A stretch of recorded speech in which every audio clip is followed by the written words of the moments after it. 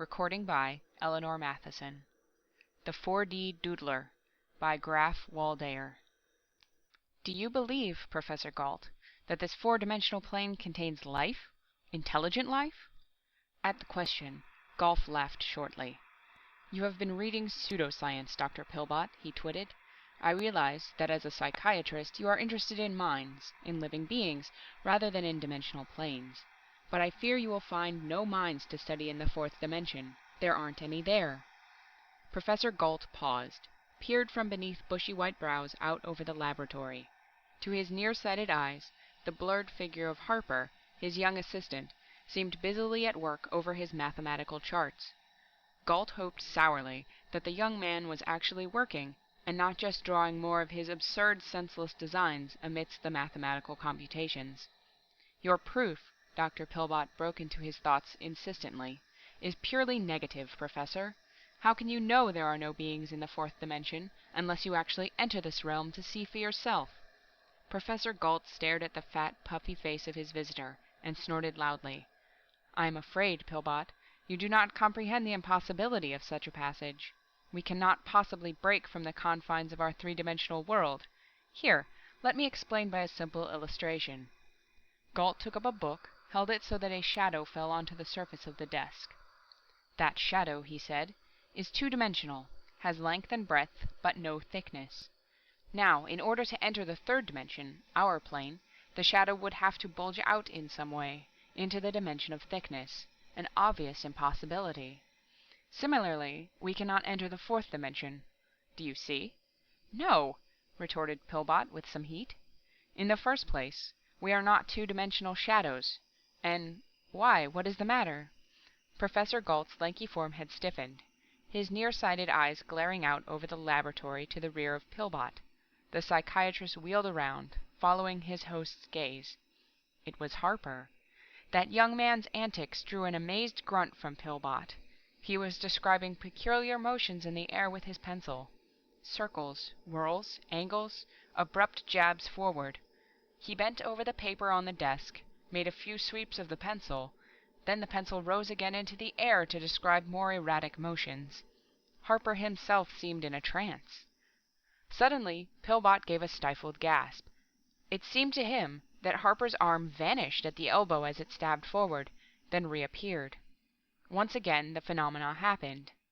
Pillbot blinked rapidly, rubbed his eyes.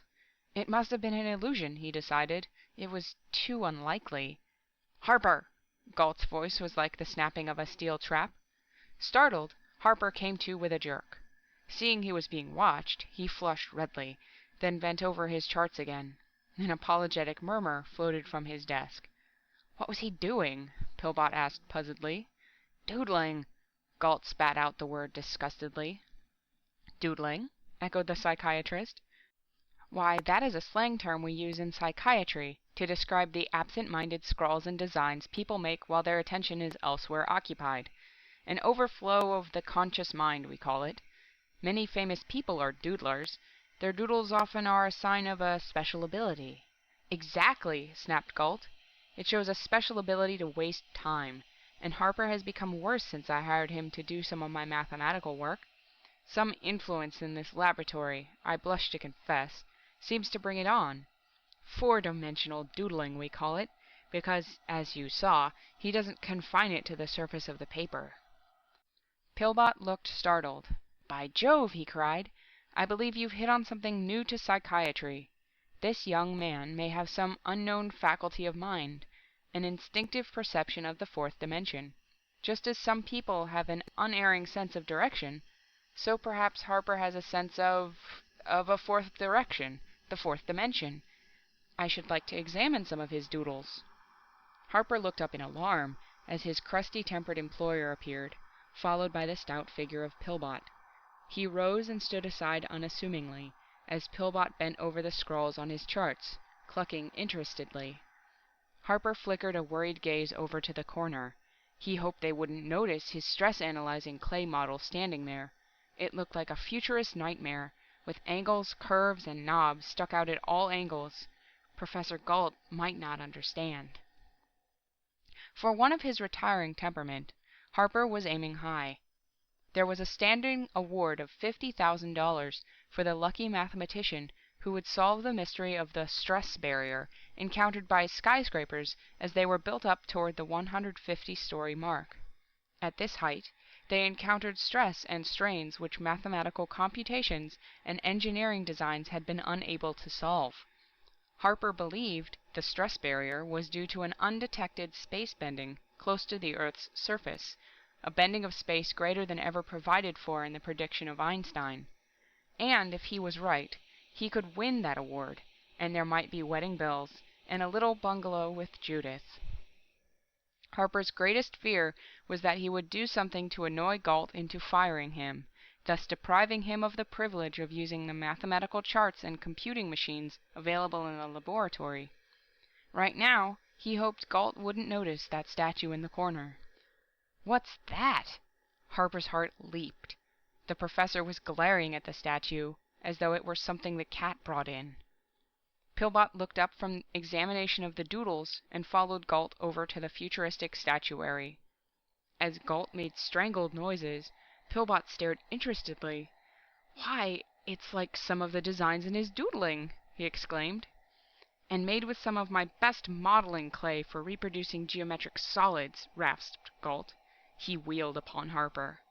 "Get that thing out of here. I won't stand for such rot in this laboratory. Throw it into the hall for the janitor." "Yes, sir," said Harper, gulping. He took hold of the statue, pulled at it. It won't budge!" he exclaimed amazedly. "Eh? Won't move?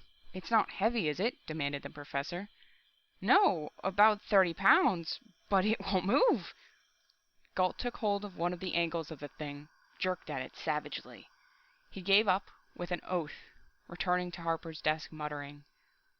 Harper suddenly noticed the top portion of the statue. It didn't seem to be all there. He was positive there had been another section on top, shooting off at an angle, representing a problem in tangential stress. What had happened to that top section? He would figure that out later, when the occasion was more propitious.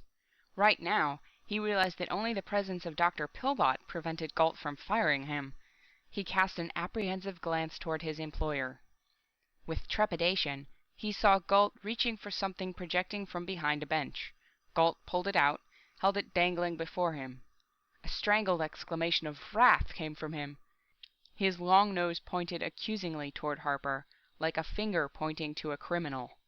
"I was afraid of that," he grated. "Cutting paper dolls!" Gault was holding up a large paper cutout of a human figure, a long, rangy man. "This is the last straw," Gault went on, his voice rising. "I have stood enough." It wasn't me, sir," Harper cried quickly, with visions of his job and $50,000 vanishing. "It was your 10-year-old nephew, Rudolph. When he was here yesterday, he cut it out, said it looked like his uncle." Harper stopped as Gault seemed about to explode. Then the mathematician subsided. A malicious expression crept over his face. He said. "Might be just what I need to explain things to Dr. Pillbot." "I shall take this matter before the Psychiatric Society," Pillbot was saying excitedly. "Undoubtedly you have some strange faculty, an instinctive perception of four-dimensional laws. What was that, Professor?"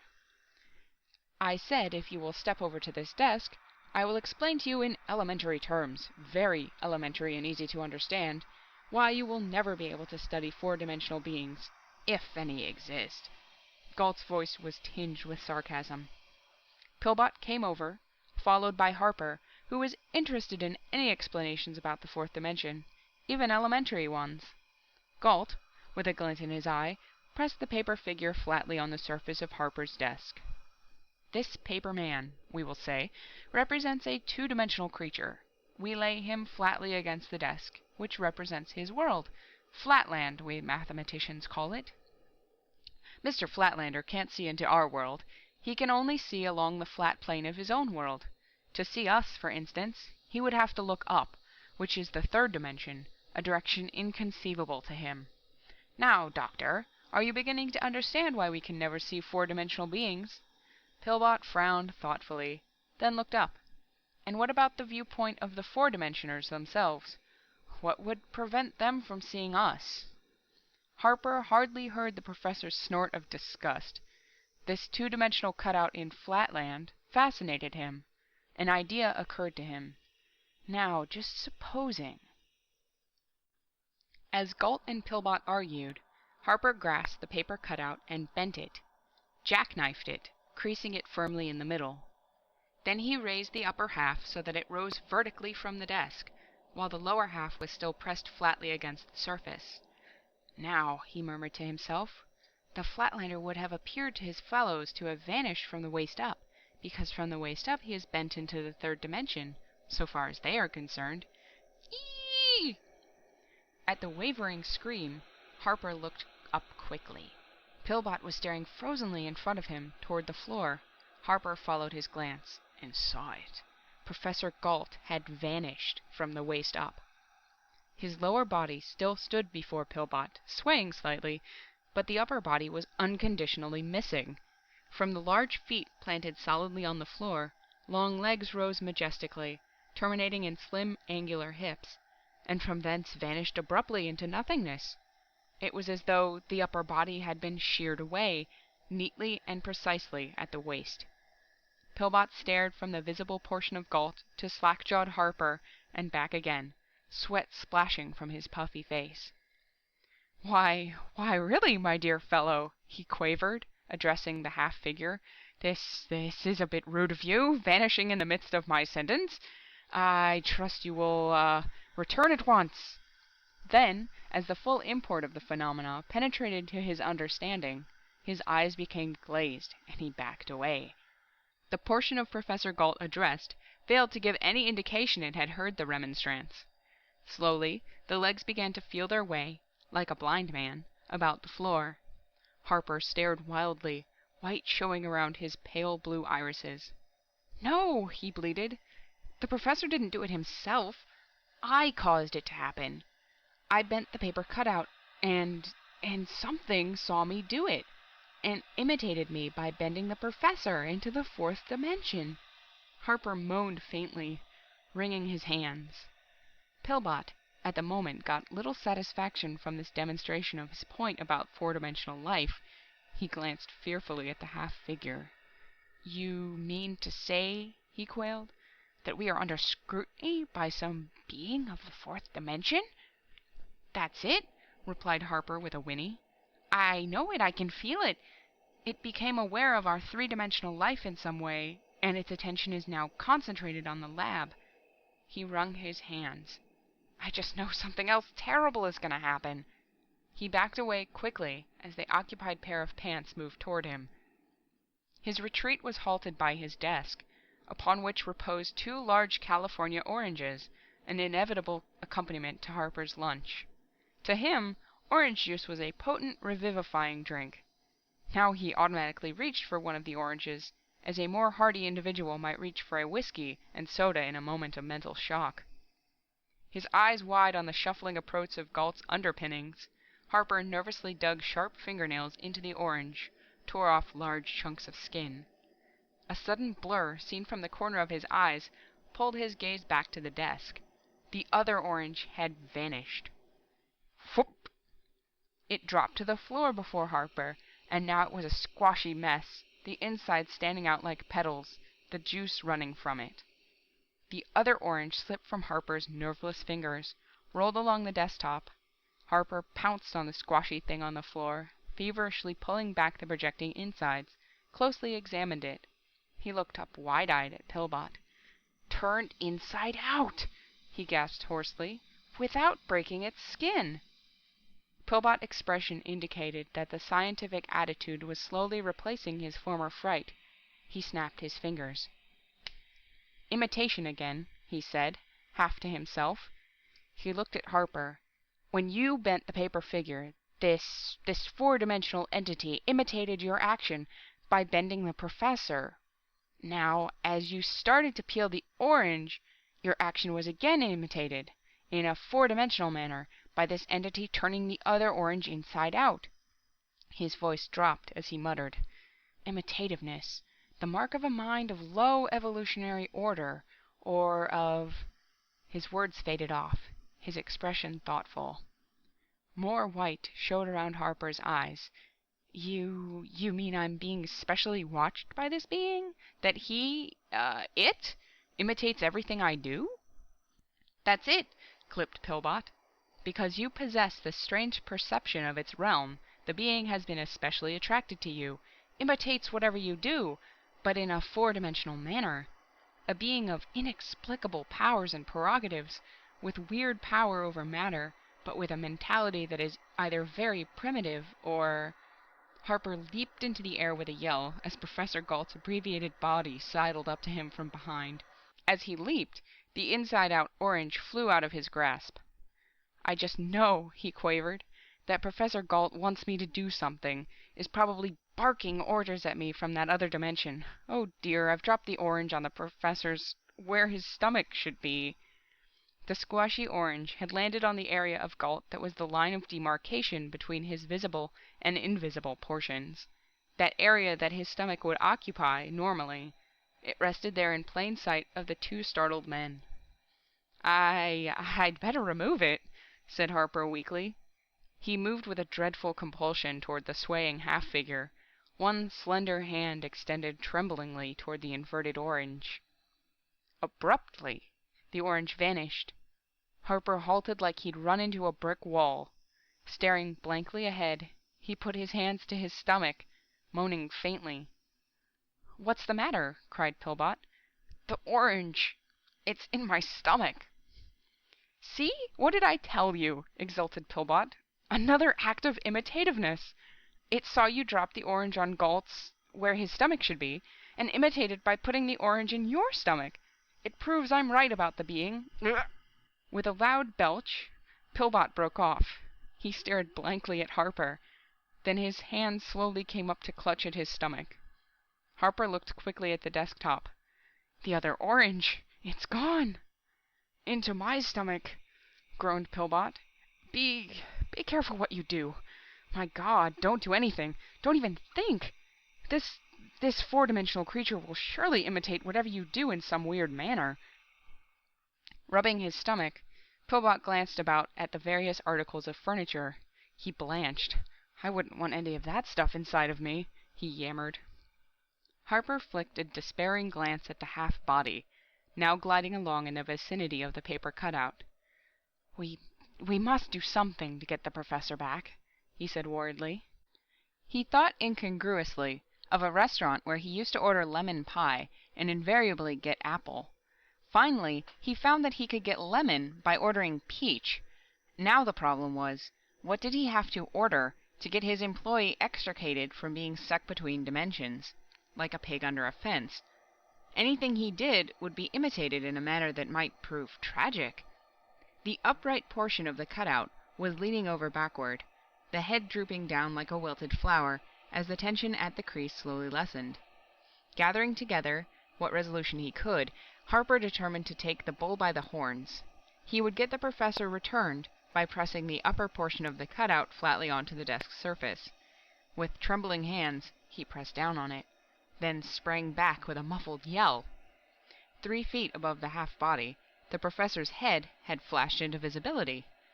"You only pressed the head onto the desk," said Pillbot disgustedly. "So the being only impressed Gault's head back into the laboratory. Now press down the rest of the body." The Professor's head, suspended above the body, glared about, affixed Harper with a smoldering glance. The mouth moved rapidly, but no words came. "Professor, I can't hear you," whimpered Harper. "Your lungs and vocal cords are in the other dimension. Here, I'll have you completely returned." He reached a hand toward the cutout, the torso of which still bulged upward from the desk. Gault's head waggled in vigorous negation of Harper's contemplated act. His mouth moved in what, if audible, would have been clipped, burning accents. Harper drew back his hand as if he had touched a red-hot poker. "The Professor doesn't want me to touch the cutout," he said helplessly. Gault's head hovered over the cutout like a gaunt moon. It swooped down toward the paper figure, seeming to be studying its position on the desk closely. Pillbot watched him for a sign of his intentions or wishes. Harper wandered distractedly over toward the high wall bench. He had it! He would distract the attention of the entity from Gault by making another cutout. He would then experiment with that second one, without endangering Gault. He'd be careful not to make this one tall and thin, so as not to resemble the Professor in outline. Perhaps with it, he could trick the entity into releasing the missing part of Gault's body. He scraped in the bench drawer for the scissors, and started to shear through a large stiff piece of paper. A moment later he looked up as Pillbot walked over. "Gault has some reason for not wanting his silhouette touched," he said. "Can't quite make out his lip movements, but he seems afraid some permanent mark may be left on him by his return. He wants time to figure out— Why, what are you doing?" "I've made another cutout for experiment," exclaimed Harper. "And this one doesn't look like the Professor. It isn't tall and thin. See?" He lifted the second cutout from the flat surface of the bench, held it suspended before him. "This one is short and fat." Harper halted abruptly, the breath whooshing from his lungs. There was no use talking to thin air. Pillbot had been whisked into nothingness. Where the portly figure of the eminent psychiatrist had stood was now nothing, not even a half-man. Too late, Harper realized that when he had lifted the paper figure from the surface of the bench, the entity had imitated him by lifting Pillbot into the fourth dimension. Belatedly, he knew that the cutout which he held dangling resembled Pillbot in outline. Harper dashed back and forth in little rushes, carrying the paper figure. He dared not put it down, for fear of seeing some segment of Pillbot flash back. He did not know what to do with it. Finally, he compromised by suspending it to a low-hanging chandelier, where it dangled swaying in the slight air currents. Gault was watching his assistant's antics with a bleak expression that changed to sardonic satisfaction as he realized Pillbot was in a predicament like his, only more so. Abruptly he frowned, staring ahead, and Harper guessed that Pillbot had located Gault's torso in the other realm, was nudging him to indicate the fact. Suddenly, Harper knew that he himself must enter this fourth-dimensional realm. That strange instinct told him the solution to everything was there, somewhat as a woman's intuition impels her to act in a certain way, without knowing why. How to get there? Another paper cutout? He glanced toward the Professor, the occupied trousers and swimming above it the man's head. The head was watching him, the expression savage. No, there must be no more cutouts, Harper decided. While the four-dimensional entity distinguished between the outlines of a thin silhouette and a fat one, something in between, like Harper's form, would be testing it too far. He, Harper, would take the place of his own cutout. Gault's head reared up, glared fixedly at his assistant as the young man swung his legs onto the desk, then lay down flat. A moment he lay there, in flatland, then leaped to his feet. It was as though he had leaped into a different world. He was no longer in the laboratory. He wasn't on any floor at all, as far as he could make out. His feet rested on nothing, and yet there was some sort of tension under him, like the surface tension of water. He was, he suddenly knew it, standing on a segment of warped space. There was a spatial strain here that acted as a solid beneath him. Harper looked up, that is, overhead. There was nothing there but vast stretches of emptiness, at first. Then he saw that this emptiness was lined and laced with filmy striations, like cellophane. They bore a strange resemblance to his doodlings, as though that strange faculty of his enabled him to somehow perceive this place of the fourth dimension. And instinctively, Harper knew that these lacings were the boundaries of a vast enclosure, a four-dimensional enclosure, the walls of which consisted of joined and meshed space warps. Abruptly, he became aware of movement. He became aware of solidity there above him, and the solidity was in motion. Harper knew he was gazing upon a being of the fourth dimension, doubtless the entity that had caused the phenomena in the laboratory, which had snatched him into the fourth dimension, and even now observing him with its four-dimensional sight. There was a shape above him that strained his eyes, gave hint of form just beyond his comprehension. Harper hardly noticed that Pillbot was beside him, shaking him. He had suddenly grasped a fundamental law of spatial stresses, and he whipped out a pad and pencil, began scribbling down the mathematical formula of these laws. He began to see now why skyscrapers encountered the stress barrier at a certain height. He understood just as a person of innate musical ability, hearing music for the first time, would understand the laws of that music. "Look out! It's moving! Descending!" Pillbot was yelling in his ear. "It is about to act! Became active the moment you got here. How did you induce it to bring you here?" "Huh?" Harper looked up from his scribbling. "Oh, Harper explained quickly how he had induced the being to act on himself. "That's it!" cried Pillbot hoarsely. "You switched the pattern of imitation on it, tricked it into bringing you here. That's what made it angry." "Angry?" Harper almost dropped his pad, clutched at Pillbot as there was a sudden upheaval of the invisible tension surface on which they stood. A violent shake sprawled them on the ground, and now Harper saw the torso of Gault a few feet away, apparently hovering above the surface. "Yes, angry!" Pillbot was pale. "As long as you merely gave it something to imitate, it was pacified, but now it recognizes opposition, an effort to outwit it due to your switching the pattern of imitation. Its condition is dangerous. It's bound to react violently. We have to get out of here. You must know some way." Harper again scribbled some figures on his pad. "As soon as I've worked out this formula." Pillbot shook him frantically. "Can't you understand? This creature is a mental patient of a violent type. We are in a fourth-dimensional insane asylum." Pillbot gazed upward fearfully at a descending mass. "The pattern of its action fits perfectly," he went on. "Some violent type of insanity, combined with delusions of grandeur. Any slightest opposition will cause a spasm of fury. It recognizes such opposition in the way you tricked it into bringing you here. At first I thought it was a primitive mentality, but now I know it is a highly evolved but insane creature. Thinks it's Napoleon, wants to conquer the three-dimensional plane which its attention has been attracted to in some way."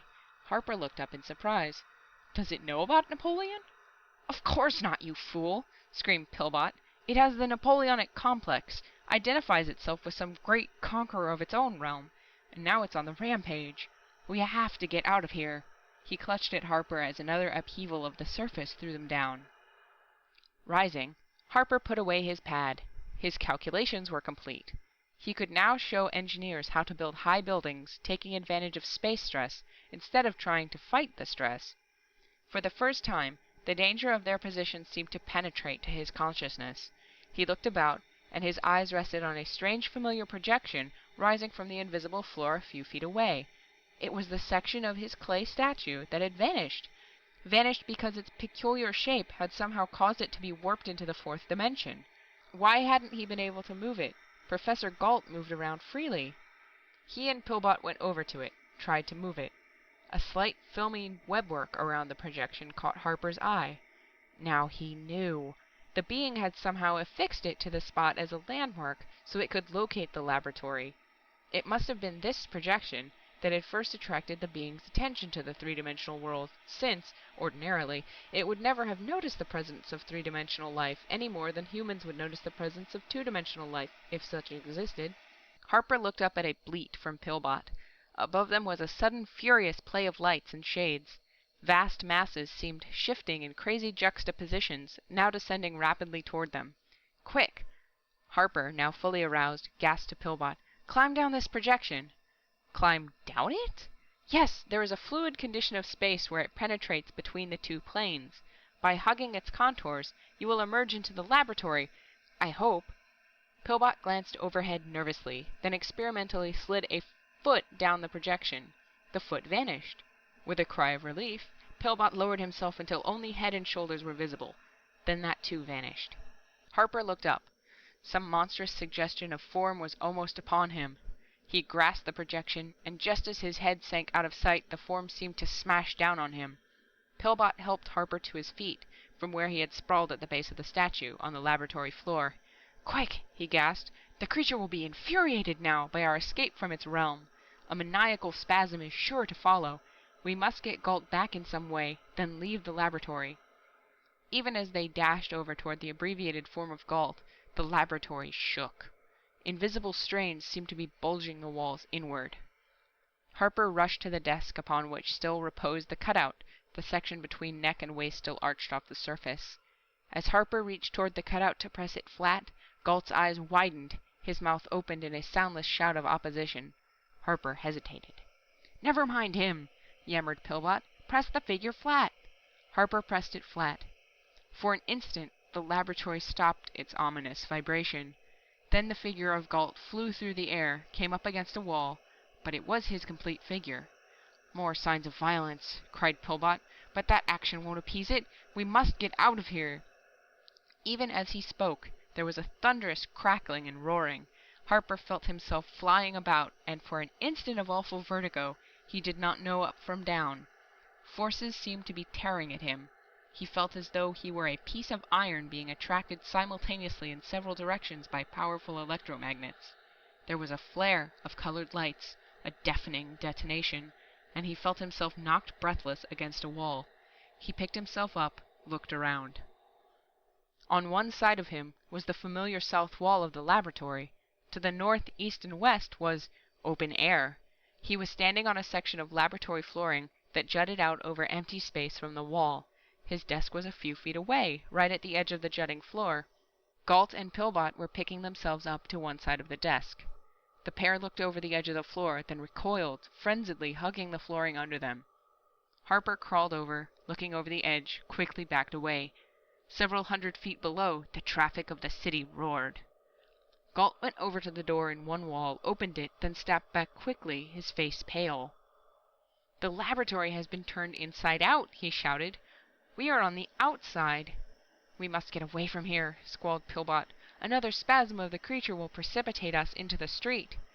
Gault forgot his apprehensions long enough to freeze Harper with a glance. "This is all your doing," he bawled. "You with your absurd doodling, which attracted the attention of some being of the fourth dimension." In his anger, he overlooked the fact that he was contradicting his formerly held opinion. "The laboratory wrecked," he continued, "and that isn't all." He stalked up to the cringing Harper, thrust his face toward him. "Do you know," he yelled, "why I didn't want to be returned hastily? Why I didn't want you to bring me back by flattening out the paper cutout? You dolt! Did you ever try to get a crease out of a piece of paper?" I don't understand," muttered Harper. "That paper doll was creased, wasn't it?" shouted Gault. "Once a piece of paper is creased," he resumed heatedly, "it can't be perfectly flattened out again. At the crease, a thin cross-section continues to bulge. Into the third dimension, in the case of that paper cutout. Into the fourth dimension, in my case. I'm creased, too, at the line where I was bent into the fourth dimension. Surely you aren't blind?" Harper staggered back as he saw it. A thin, horizontal line of light shining through Gault's body, across his waistline, through clothes and all. "I shall have to go through life this way," Gault snarled, "due to your imbecilic doodling, and your meddling with what you don't understand. Go about constantly with a slit of daylight showing through me. You're fired." "Gentlemen," cried Pillbot, "the entity! We must get away. Another spasm will surely follow." Harper didn't think so. A few feet away he noticed something. His statue lying on its side. It was all there, including the portion that had been in the fourth dimension. The entity's landmark was gone. Harper didn't believe it would locate this particular area of the third dimension again. The scream of a fire siren rose up to them. As a ladder scraped over the projecting floor, Harper fondly felt the pad in his pocket with the formula on it. He wasn't worried now about having been fired. He was seeing visions of a small cottage with Judith. Of course, he would have to be careful in the future with his doodling. He could not again risk attracting the attention of some four-dimensional being, not with Judith to think about. End of The 4D Doodler.